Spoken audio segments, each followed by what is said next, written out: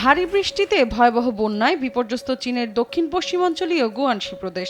স্থানীয় সময় শনিবার পানির নিচে তলিয়ে যায় ঘরবাড়ি, রাস্তাঘাট। এতে চরম দুর্ভোগে পড়েন যাত্রীরা। কুইনঝৌ শহরে চলাচলের পথে জলাবদ্ধতা সৃষ্টি হওয়ায় বিকল হয়ে পড়ে যানবাহন। অবর্ণনীয় ভোগান্তিতে পড়েন যাত্রীরা।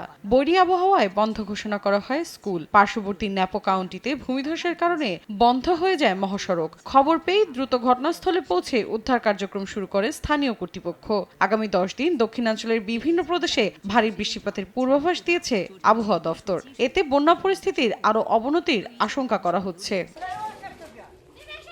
অর্থনৈতিকভাবে বিপর্যস্ত আফগানিস্তানে মরার ওপর খাড়ার ঘা হয়ে দেখা দিয়েছে ভয়াবহ বন্যা। পানি নেমে গেলেও শুক্রবার দেশটির বাগলান প্রদেশে শুরু হওয়া বন্যায় মৃতের সংখ্যা ক্রমেই বাড়ছে। ধ্বংসস্তূপে পরিণত হয়েছে মসজিদ, শিক্ষা প্রতিষ্ঠান, ঘরবাড়ি সহ বিভিন্ন অবকাঠামো। গৃহহীন হয়ে পড়েছেন হাজার হাজার বাসিন্দা।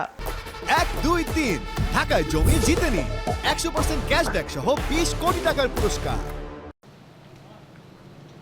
2 সপ্তাহের বেশি সময় ধরে চলা বন্যায় বিপর্যস্ত ব্রাজিল। রিও গ্রান্দে দো সুল সহ বেশ কয়েকটি প্রদেশের পানি নেমে গেলেও এখনো থেমে থেমে হচ্ছে বৃষ্টি। দিনে দিনে প্রাণহানির সংখ্যা বাড়ায় লোকালয় পরিণত হয়েছে মৃত্যুপুরীতে। গৃহহীন হয়ে পড়েছেন প্রায় 5.5 লাখ মানুষ। বৈরী আবহাওয়া উপেক্ষা করে ঘুরে দাঁড়ানোর চেষ্টা করছেন দেশটির বাসিন্দারা। তবে সামনের দিনগুলোতে পরিস্থিতি আরও খারাপ হতে পারে বলে পূর্বাভাস দিয়েছে আবহাওয়া অফিস।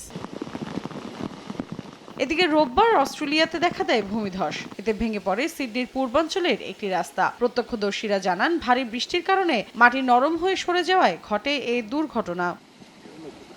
মৌসুমী সাথী, সময় সংবাদ।